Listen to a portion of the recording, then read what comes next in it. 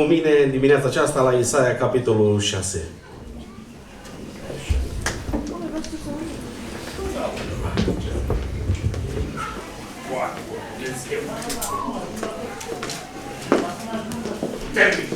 Isaia, capitolul 6.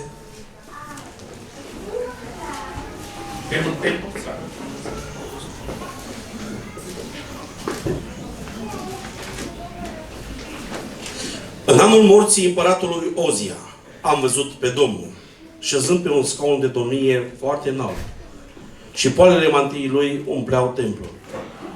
Serafimii stăteau deasupra lui și fiecare avea 6 aripi. Cu 2 și acoperea fața, cu 2 și acoperea picioarele și cu 2 zburau. Strigau unul la altul și ziceau: Sfânt, Sfânt, Sfânt este Domnul oștirilor. Tot pământul este plin de mărăția lui. Și se zguduiau ușorii ușii de glasul care răsuna. Și casa s-a umplut de fum. Atunci am zis: vai de mine!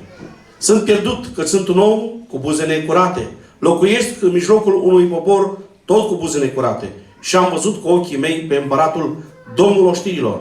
Dar unul din serafimi a zburat spre mine cu un cărbune aprins în mână, pe care luase cu cleștile de pe altar. Mi-a atins gura cu el și a zis: iată, atingându-se cărbunele acesta de buzele tale, nelegiuirea ta este îndepărtată și păcatul tău este ispășit. Amin. Amin. Haideți să luăm loc. Lăudat să fie Domnul Iisus. Așa ca și titlul, Isaia la început religios. Isaia la început un om religios. Și spun lăudat să fie Domnul Iisus. Aș vrea, știți, în pandemie nu v-am ținut o predică despre COVID. Acum, cu războiul ăsta, nu vreau să vă țin o predică nici despre război, pentru că nu suntem chemați să facem nici politică și nici, medicină. Noi suntem chemați în locul acesta să înălțăm cel mai frumos nume de sub soare. Pe Iisus Hristos. El ne-a adunat la oaltă. Dacă nu era El, noi nu eram azi aici. Dacă nu era El, noi nu eram azi aici. Cel ce ne-a adunat este Hristos Domnul. Și spun lăudat să fie El în veci.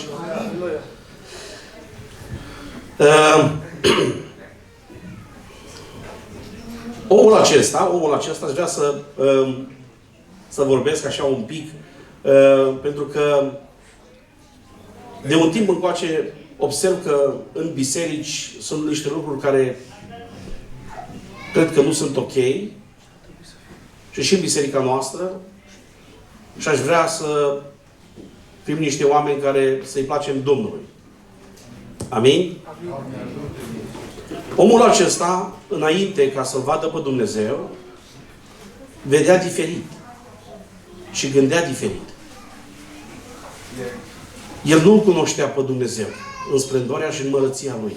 Și dacă vă veți uita, în capitolul 5, 6 ori, spune în felul următor: vai de voi! Vai de voi, bețivilor! Vai de voi, curvarilor! Vai de voi, pocriților! Vai de voi, răilor! Vai de voi, eu parafrazez, dar vai de voi! Vai de voi! Voi nu sunteți buni de nimic! Voi nu știți nimic! Voi nu-ți cunoașteți nimic! Vai de, vai de, vai de, vai de, vai de voi! Vai de voi! Așa vedea Isaia până să-L vadă pe Dumnezeu. Până să-L vadă pe Dumnezeu. Un om religios. Și vreau să vă spun că și musulmanii sunt religioși, și budiștii sunt religioși, și ortodoxii sunt religioși, și mulți sunt religioși. Cu o formă de evlavie. Cu o pioșenie. Și Dumnezeu nu dorește lucrul ăsta de la noi. Dumnezeu dorește altceva de la noi. Și spun lăudat să fie Domnul. În timpul Domnului Iisus Hristos, cărturarii și fariseii ocupau locul acesta de oameni religioși, pioși. Și întrebarea mea: mai este și astăzi de oamenii ăștia? Mai este și astăzi? Cu siguranță că da. Îi vezi cu ochiul liber. Chiar Domnul Iisus Hristos îi avertiza pe ucenici și spunea așa: feriți-vă de aluatul fariseilor. Și ne spune și ne avertizează și pe noi. E un risc astăzi foarte mare să ne ducem în direcția asta. Să vede cu ochiul liber. Să vede cu ochiul liber că putem cădea într-o formă de evlavie, într-o religiozitate a noastră pusă de noi. Nu predic astăzi ca să identificăm oamenii religioși și ca să-i pune grim și îi facem tot felul. Nu! Și predic astăzi despre lucrul ăsta, să ne cercetăm noi pe noi înșine. Să nu cădem în direcția asta, să nu cădem în scoarța asta. Și să ne ferim pe noi. Sau poate unii dintre noi am căzut în direcția asta. Și atunci Dumnezeu în dimineața asta să ne lumineze, să ne cerceteze, așa cum spunea fratele Șerban, și să ne cercetăm și să ne întoarcem din nou. Știți că David la un moment dat în Psalmul 139 spune: cercetează-mă și cunoaște-mă tu, Dumnezeule? Că eu m-am cercetat pe mine și când m-am cercetat pe mine, m-am văzut cum? Eu m-am văzut bine, m-am văzut bun, m-am văzut că sunt cel mai neprihănit dintre voi toți. Așa m-am văzut pe mine. Dar David spune: cercetează-mă tu și cunoaște-mă și vezi cum sunt. Eu m-am cercetat și m-am văzut bine. Dar David, om al lui Dumnezeu, spune: cercetează-mă tu și cunoaște-mă. Și dacă sunt pe o cale rea, adu-mă pe calea cea bună, pe calea mântuirii. Și mă rog Domnului Iisus, ca și noi astăzi, dacă găsim în viața noastră, să spunem și noi ca și David: Doamne, cercetează-mă tu și adu-mă pe calea cea bună. Amin? Știu că calea e una singură, nu-s mai multe. Calea e una. Și spun: lăudat să fie El în veci. Deci, nu predic, încă o dată, nu predic ca să ne uităm în biserică: ăsta are o formă de evlavie, ăsta e religios, așa. Ăsta, deci, de azi încolo sunt... Nu! Predic ca să identificăm dacă în viața noastră, în casa noastră, familia noastră, biserica noastră, este lucrul acesta și dacă este lucrul acesta, să-l îndepărtăm. Dacă avem ceva din aluatul acesta al fariseilor, să-l dăm la o parte și să-l îndepărtăm. Amin. Și spun: lăudat să fie Domnul. Amin. Vreau să vă spun că și cărturarii și fariseii au o neprihănire a lor. Au o neprihănire a lor. Și acum o să vă arăt din Biblie că au o neprihănire a lor. Domnul Iisus a spus lucrul acesta. A spus Domnul Iisus lucrul acesta? Că ei au o neprihănire a lor? Au o neprihănire a lor. Însă, acum ce vreau să vă spun este care sunt prioritățile noastre mai întâi de toate în viața noastră. Care e prioritatea noastră pe primul loc? Care este prioritatea noastră?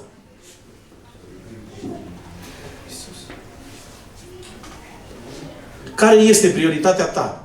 Aici vorbea fratele mai devreme, care a zis poezia: când te uiți la El, ce vezi? Ce vezi? Ce vezi în Dumnezeu? Când te uiți la tine, ce vezi? Domnul Iisus a spus un cuvânt: căutați mai întâi. Mai întâi. Spune că un om a dat o cină. Și a chemat pe invitați să vină la cină. Și toți a spus: tocmai m-am însurat. Tocmai mi-am luat un ogor. Tocmai vreau să mă duc în urlop. Vreau să mă duc. Am treburile mele.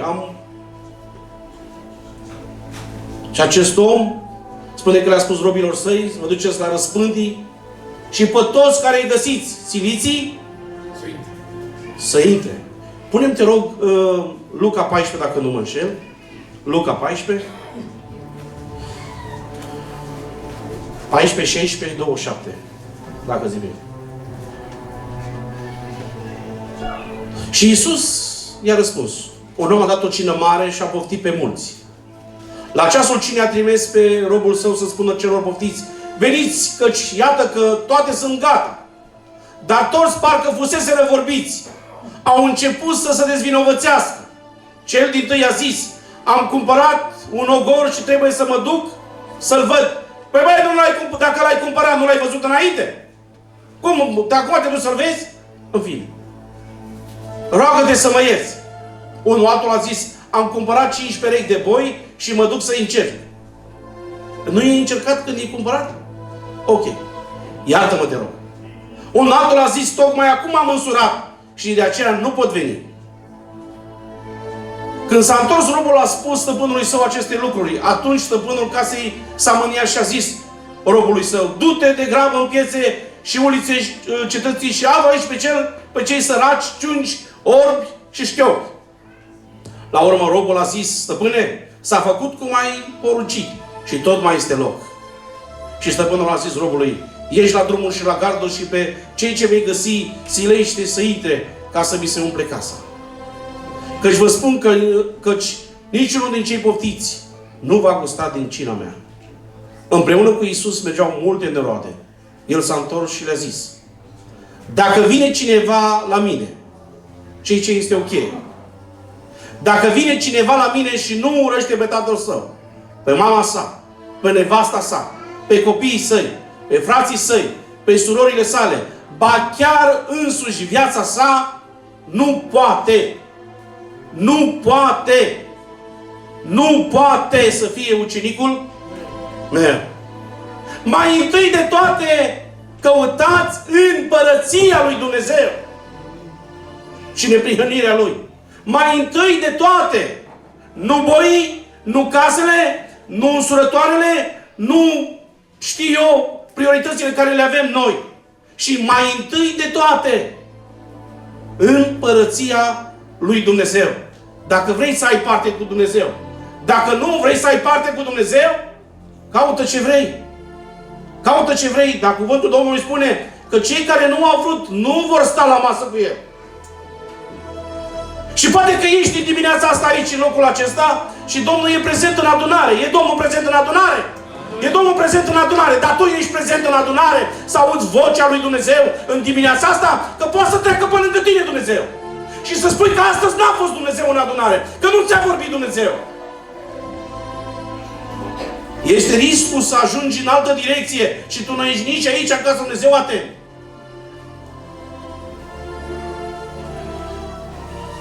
Căutați mai întâi împărăția lui Dumnezeu, nu filozofie, nu vorbe, nu teatru, și împărăția lui Dumnezeu. Și spun, lăudat să fie Domnul Iisus.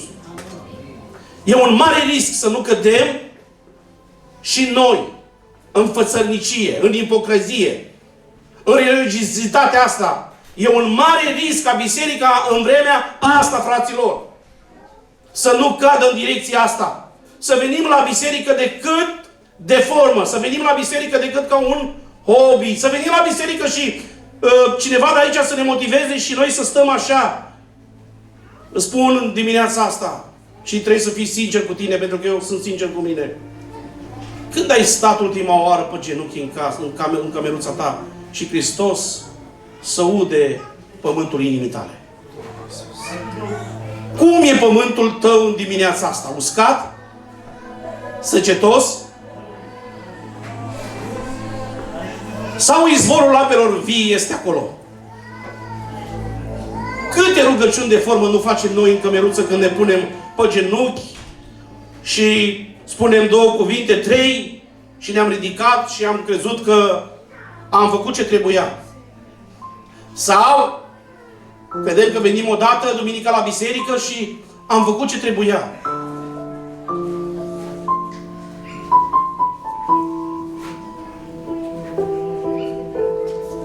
Începusem cu Dumnezeu mă iubește. Dacă mă iubește Dumnezeu, că eu vin decât duminica la biserică de formă. Dacă mă iubește Dumnezeu decât că eu mă pun în genunchi așa, tot de formă. Astea sunt numai cuvinte, de aici Dumnezeu mă iubește. Ajungem și noi ca și ei, dacă nu suntem atenți. Câteva caracteristice a fariseilor din timpul Domnului Iisus și poate și din timpul nostru. Oameni cu 2 fețe, ipocriți, fățarnici. Una spune și alta face. Matei 23:13. Oamenii din vremea lor nu se pocăia. Din ce cauză nu se pocăia oamenii din vremea lor? Că îi vedeau pe ei ce face. Îi vedeau pe ei ce face. Îi vedeau că pe la colțuri ei fac rugăciuni de-alea lungi și îi spun, nu fă asta, nu fă asta, nu fă pe cealaltă, nu fă pe cealaltă, dar ei cu niciun deget nu făcea nimic. Ei cu niciun deget nu făcea nimic. Vai de voi, cărturari și farisei fățarnici, spunea Domnul Iisus, pentru că voi închideți oamenilor împărăția cerurilor, nici voi nu intrați în ea și nici pe cei ce vor să intre nu-i lăsați să intre. Că puneți poveri, nu făcea și ei să uită la ei, oamenii de afară să uită la noi, fraților. Oamenii care vin în biserică să uită la noi. Să uită la liderii bisericii, să uită la noi, la cei care spunem că suntem copii al lui Dumnezeu. În adevăr, oamenii aceștia împlineau legea, iotă cu iotă, literă cu literă, dar o făcea, știți cum o făcea? Mecanic, și Domnul Iisus de fiecare dată i-a înfruntat. De fiecare dată Domnul Iisus i-a înfruntat. Ucenicii tăi nu se spală pe mâini. În ziua sabatului te-ai găsit să faci binele.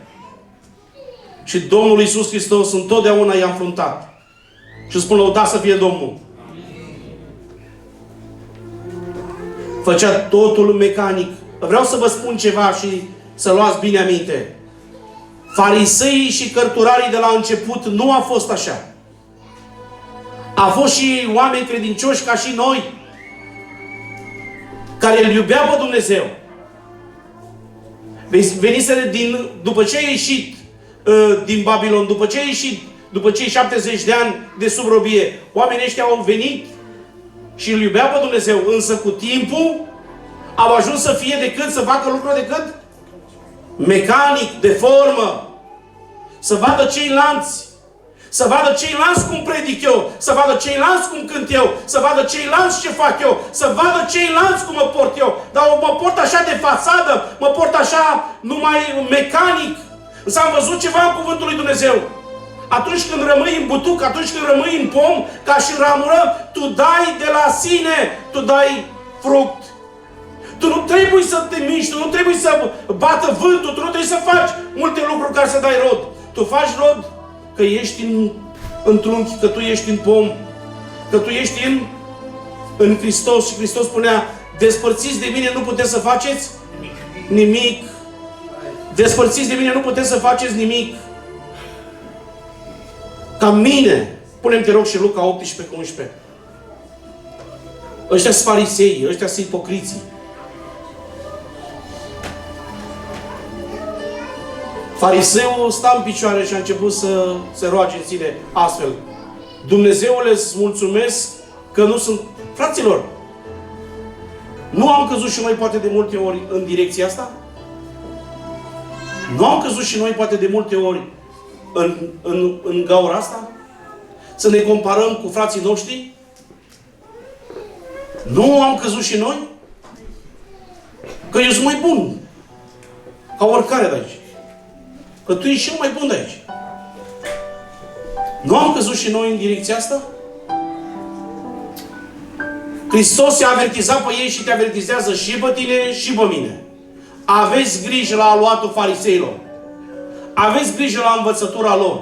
Să nu pună stăpânire pe voi. Nu face aia, nu face aia, nu face aia, nu face aia. Și ai decât o formă de evlavie și tu, chiar tu, cum spune despre farisei, cazi într-o mare groapă. Și atunci celor ce le-ai spus, nu fa aia, nu fa aia, vor vedea în tine exact ce ai spus. Și ei nu se mai pocăiesc. Că noi am înțeles pocăința diferit. Că noi suntem mântuiți prin cucernicia noastră, prin deșteptăciunea noastră, prin faptele noastre.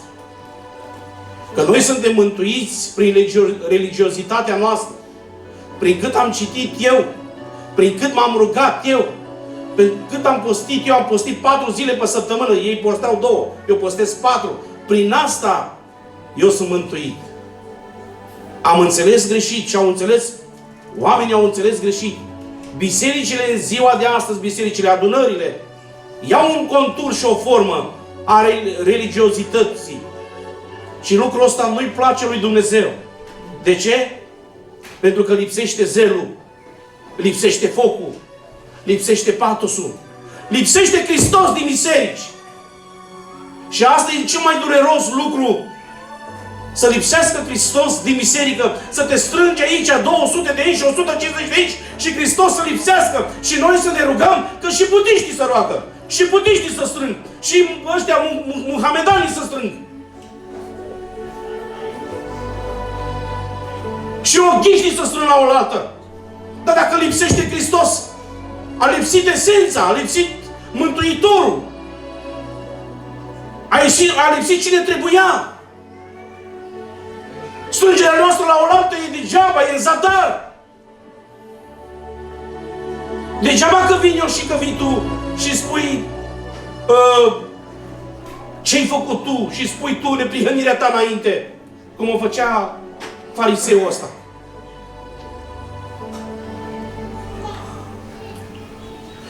Fariseii și cărturarii erau foarte conștiințioși în ceea ce privește împlinirea legii. Literal, ei împlinea. Literal.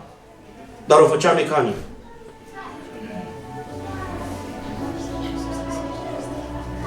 Pe de o altă parte, ei le împlinea, dar pe altă parte, ei se ridicau pe ei însăși. Neprihănirea lor și neprihănirea noastră. Și când vedem câte unul care a căzut, care a alunecat, care imediat ne punem neprihănirea noastră. Că așa suntem noi. Așa e omul. Ia pune Matei 23 cu 23. Matei 23 cu 23.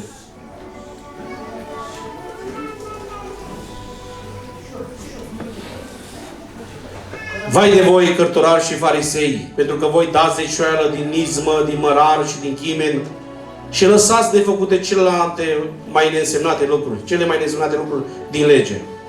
Dreptatea, mila și credincioșia. Fraților, ei dădeau zecioială. Fraților, ei evangelizau. Ei evangelizau, spune că nu așa ca noi. Ei înconjurau marea, evangelizau, ei erau oameni ai rugăciunii. Oamenii ăștia erau oameni ai rugăciunii. Oamenii ăștia posteau de 2 ori pe săptămână. Și Domnul Iisus spune, vai de voi, fățarnici, orbi, ipocriți. Voi vreți să faceți un prieten și pe urmă îl faceți mai rău de câte ori? De 2 ori de cum era. Vai de voi! Erau oamenii ai rugăciunii. Punem și Matei 6 cu 5. Oamenii ai rugăciunii. Oamenii erau oamenii ai rugăciunii. Când vă rugați, să nu fiți ca... Citiți voi. Ca fățarnicii, cărora le place să se roage stând în picioare, în sinagogi și la colțurile mulților pentru ca să fie văzuți de oameni. Dar cum stai cu rugăciunea? Fii sincer înaintea lui Dumnezeu în dimineața asta și să fiu sincer. Cum stai cu rugăciunea în odăița ta?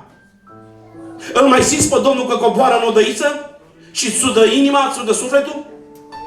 Sau stai acolo pe genunchi și spui câteva cuvinte, de formă și formă pleci, fără să simți prezența lui Dumnezeu, fără să curgă lacrimi, fără să pleci de acolo schimbat de puterea lui Dumnezeu. Pentru că rugăciunea are putere să schimbe. Ne putem ruga aici 150 și să nu se întâmple nimic. Să plecăm cum am venit. Rugăciunea autentică, rugăciunea reală, schimbă, fraților. Coboară Domnul rugăciunea aia. Schimbă inima, devii mai bun. Devii diferit. Voi să nu fiți ca fățarnici, ci trage Dumnezeu un semnal pentru noi, pentru biserica din Betel.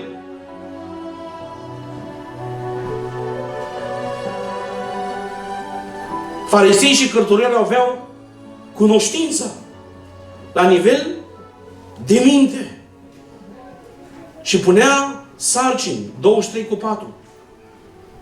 La nivel de minte. Sunt foarte mulți astăzi care cunoaște Biblia, cunoaște Cuvântul lui Dumnezeu și pune sarcini. Vine unul în biserică sau sunt oameni în biserică aici care nu toți sunt crescuți și pune sarcini.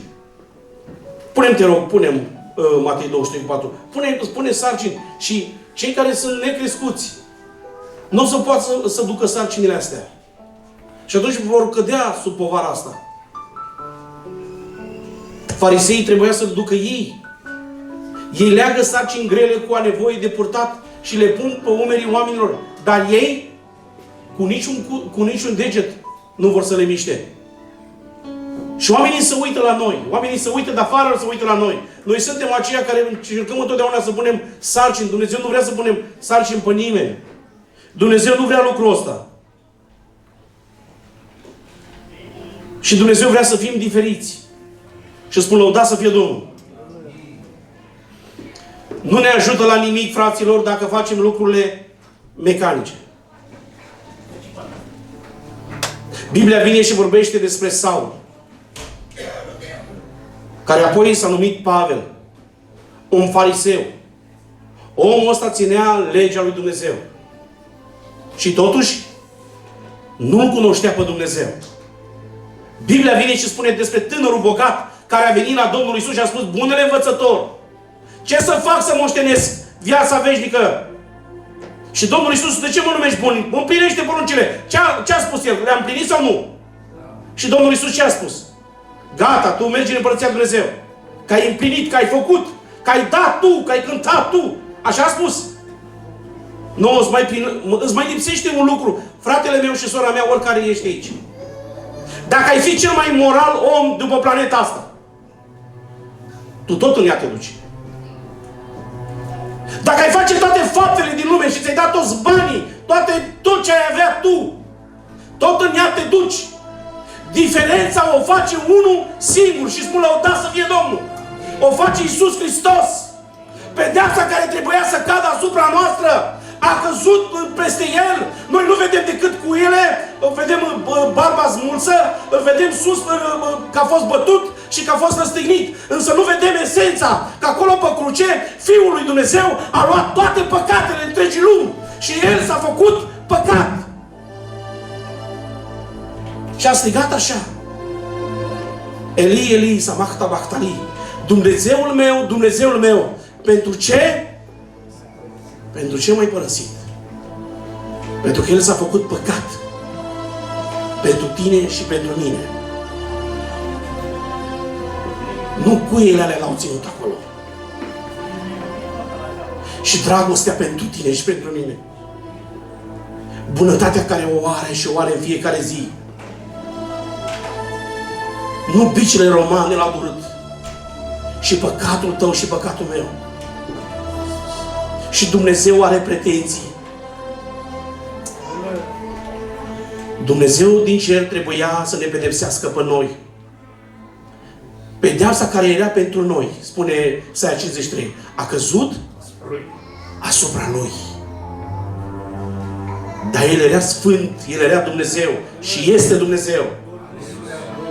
Frații mei, ce face diferența astăzi este numai numele lui Iisus Hristos și spun lăudat să fie El.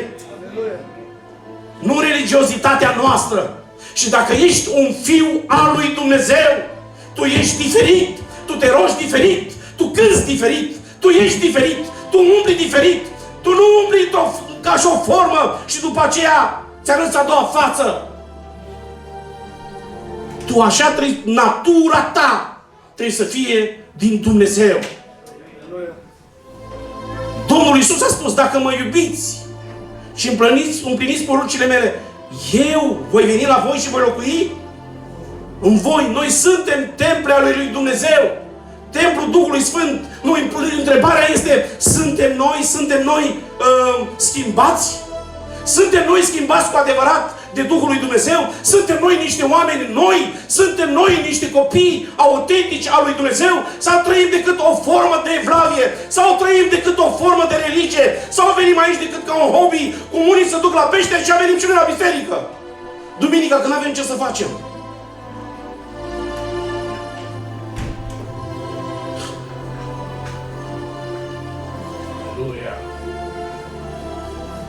Ca să ajungi în cer îți trebuie un lucru. Îți trebuie Iisus Hristos. Fără El nu poți să ajungi. Fără El nu poți să treci granița. Oricât te-ai zbate, oricât ai face, oricât ai dărui, oricât te-ai ruga, oricât ai... Ce vrei tu să faci, oricât. Fără Iisus Hristos nu se poate. Pentru că este scris în Biblie că nu este nume sub soare în care omul să fie mântuit decât Iisus Hristos. Și spun, lăuda să fie El pentru asta. Lăuda să fie El pentru asta. Biblia vine și spune, te rog, pune Matei 5:20. Spune, dacă neprihănirea voastră, a noastră, fraților, a noastră, dacă neprihănirea noastră nu va întrece pe cea a fariseilor și a cărturarilor cu niciun chip, care era neprihănirea lor? Care era neprihănirea lor? Ei postea de 2 ori pe săptămână. Și am citit, ei dădea zeciuieli. Ei făceau rugăciuni. Ei se duceau în evangelizare. Asta era neprihănirea lor, dar prin neprihănirea noastră, știți care este? E Iisus Hristos. Știți de ce noi suntem neprihăniți? Poate să spună cineva de ce noi suntem neprihăniți? De ce suntem socotiți neprihăniți?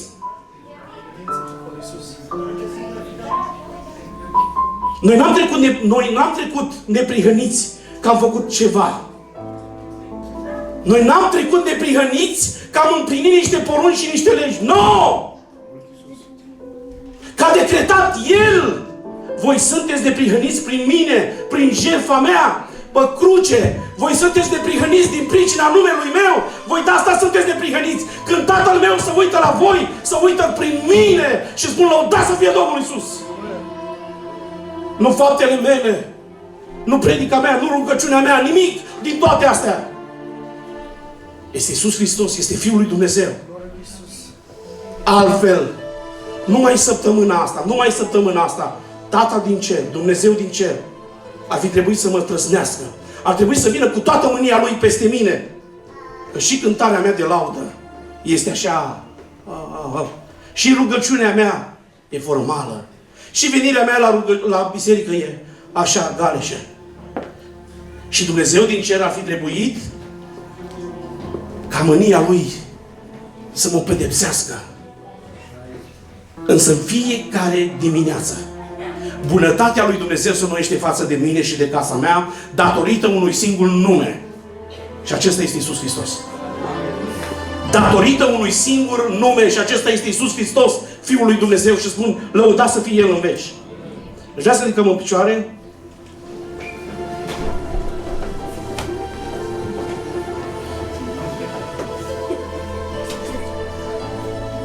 Vreau să țineți minte și eu ce predic de aici. Când spun că Hristos e în viața noastră, asta nu înseamnă să nu fim buni. Acum spun, am arătat așa o fațadă a fățarnicilor. Dar cum trebuie, cum a spus Iisus, că trebuie să fim noi. 1. Matei 5, 13 și 14. Voi trebuie să fiți sarea pământului și lumina lumii. Noi nu facem lucrurile astea că suntem fățarnici. Din noi trebuie să iasă lucrul ăsta. Dacă nu e Hristos, dacă în mine este izvorul apelor vii, așa cum a spus Domnul Iisus, dacă însetează cineva să vină la mine și să bea, și din inima lui vor curge râuri de apă vie, și spun, lăudați să fie Domnul. Aleluia. Femeia aceea spune că s-a dus, Ioan capitolul 4, la fântână și să bea. Și Domnul Iisus i-a spus, dă-mi să beau. Tu, evreu, ce să bei de la mine, o samariteancă? Dacă ai fi cunoscut tu darul lui Dumnezeu și cine este cel ce îți cere să bea, tu ai fi cerut. Și spune, dă-mi această apă. Dacă inima ta însetează, dacă pământul inimii tale este săcetos și uscat, e unul în adunare, e izvorul apelor vii, care se poate îți înviora inima. E unul în adunare care îl cheamă Iisus Hristos. Nu-L poți vedea decât prin credință. Nu-L poți vedea decât de când dacă Îl cunoști. El poate ți-a împăra setea în dimineața asta. Domnul Iisus a spus, fiți sare și lumină. Și lumina să înceapă din casa ta. Nu de afară. Lumina să înceapă din casa ta. Fii sare. Fii lumină. 2. Fiți împlinitori cu fapta și nu cu vorba. Iacov 1, 22 cu 25. Fiți împlinitori cu fapta și nu cu vorba, cum fac fariseii. Faceți voi, dați voi, faceți, duceți-vă voi. Nu. Când Hristos este în mine, e un foc, e patos, mă doare, mă arde de casa lui Dumnezeu, de cel căzut, de cel lovit, de cel care nu are. Știți că sunt frații în adunare care trec prin probleme financiare? Sau numai cei din România n-au pâine?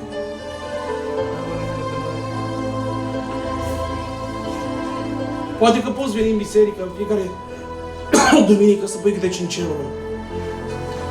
Dar aia 5 euro nu ajută. E bun și ăia, mulțumim Dumnezeu. Dar sunt frați în adunare care nu au.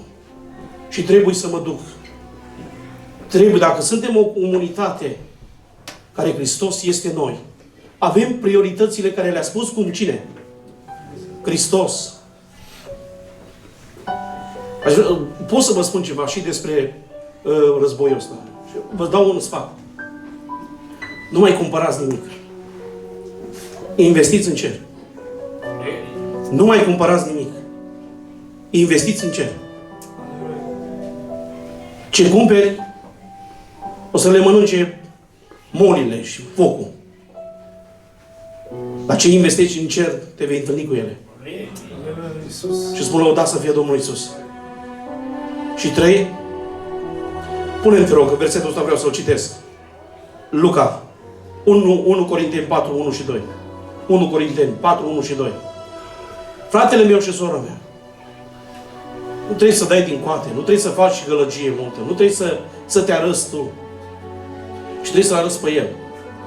Iată cum trebuie să fim priviți noi. Ca niște slujitori al lui Hristos și ca niște ispravnici ai tainelor lui Dumnezeu. Încolo ce să cere de la ispravnici? Este ca fiecare să fie găsit credincios în lucru încredințat Lui. Trăiască numele Domnului Iisus.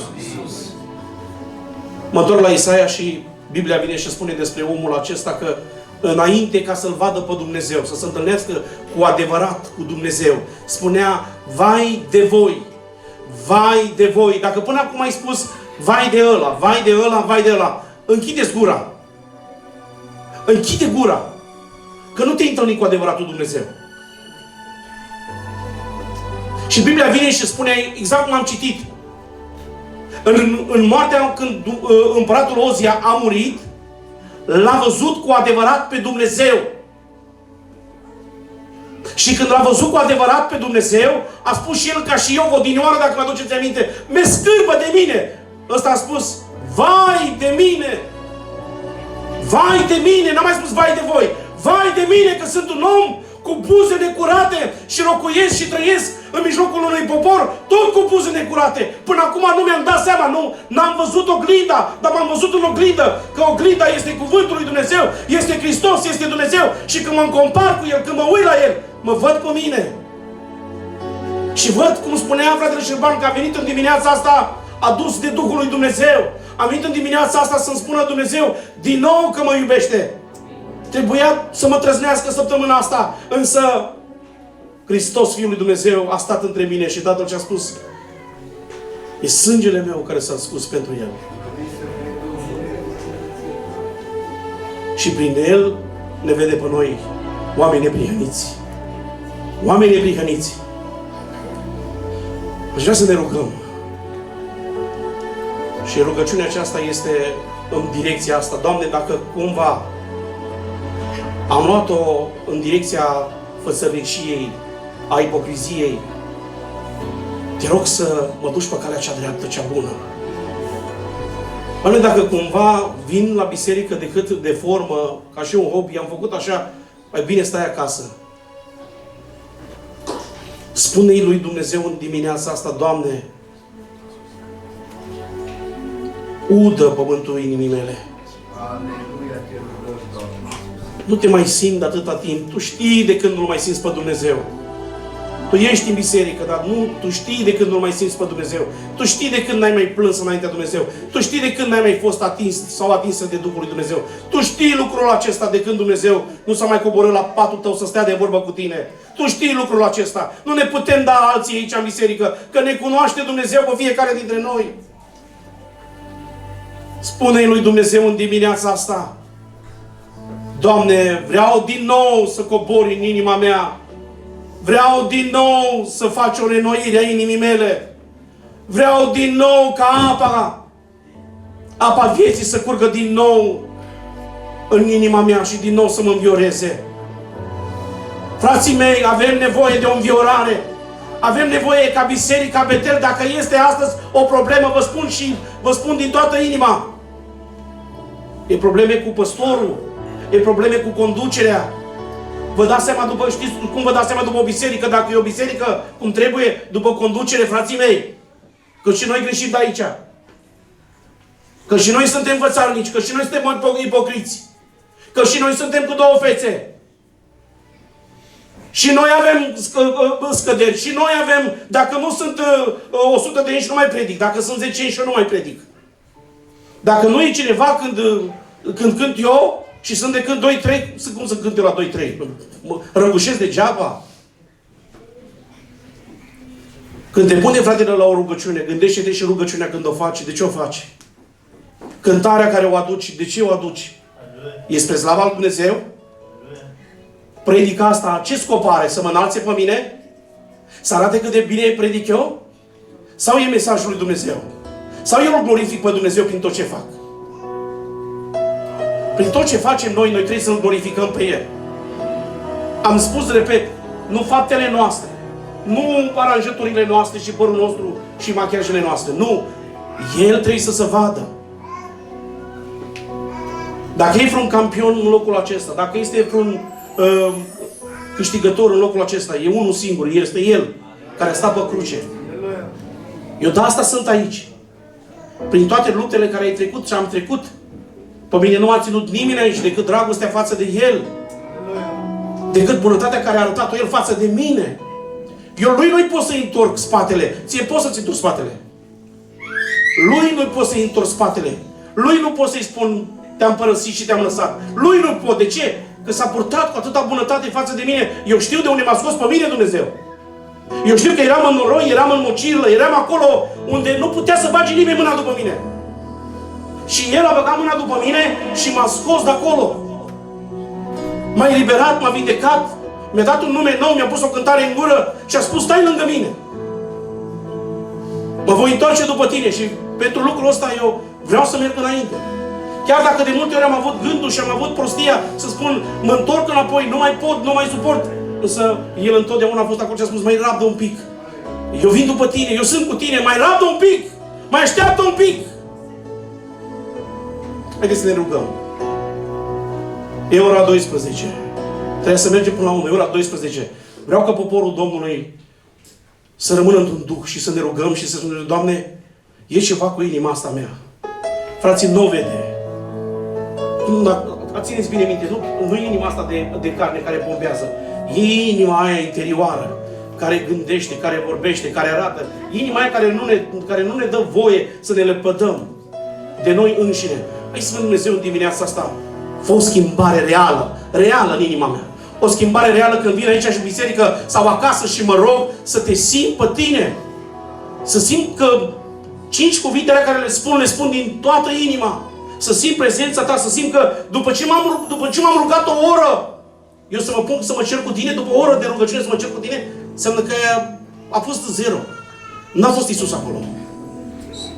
Nu mergem la emoții, nu mergem la lucrurile astea. Când stai în rugăciune și când Domnul se coboară, schimbă cu adevărat inimile. Când te scoți de la rugăciune, te scoli mai bun. Așa cum Moise a stat în prezența lui Dumnezeu și a venit cum? plin de slava lui Dumnezeu. Așa ar trebui să fim și noi. Haideți să mergem în rugăciune și să spunem Dumnezeu, schimbă inima mea. Fă ca pământul ăsta care e săgetos, care e uscat, în dimineața asta să fie înviorat. Mergem la rugăciune și ne rugăm.